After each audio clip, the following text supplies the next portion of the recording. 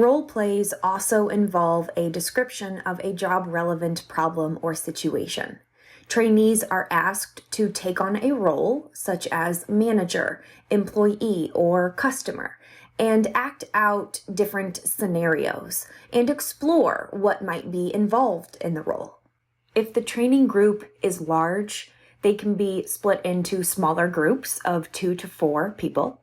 If the training group is already small, a handful of trainees can volunteer and act out the roles while the rest of the group observes. Structured role plays share a few features. Trainers start out by explaining the context, much like a case, and describing the situation in which employees are expected to act out their roles. For some role plays, it helps to give trainees scripts with plenty of details and checklists to help them keep track of key issues. After the acting portion is complete, trainers should debrief the learners and explain the relevance of the activity to their jobs. It helps if trainers provide constructive feedback and positive reinforcement, encouraging those who may be shy about acting in front of people. Role plays provide opportunities for trainees to observe one another, even if they don't act out the roles themselves. Practice if they choose to act, and participate in the feedback process.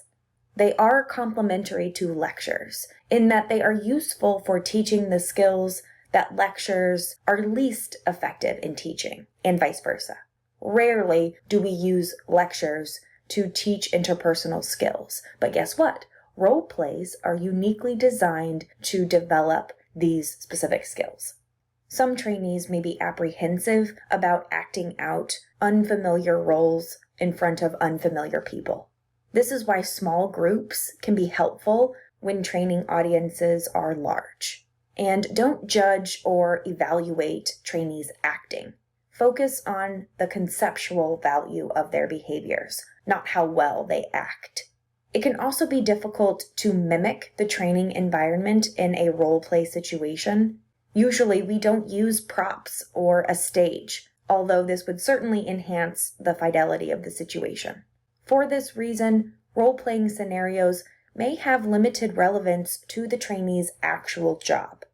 In order to maximize the benefits of role plays, encourage all trainees to attempt to act out the roles, and use job analysis to identify job-relevant scenarios that will have significant meaning to the learners.